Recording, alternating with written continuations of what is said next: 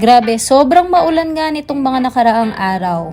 At kahit maulan, kailangan namin mag-asikaso ng mga papel dahil may hinahabol kaming deadline.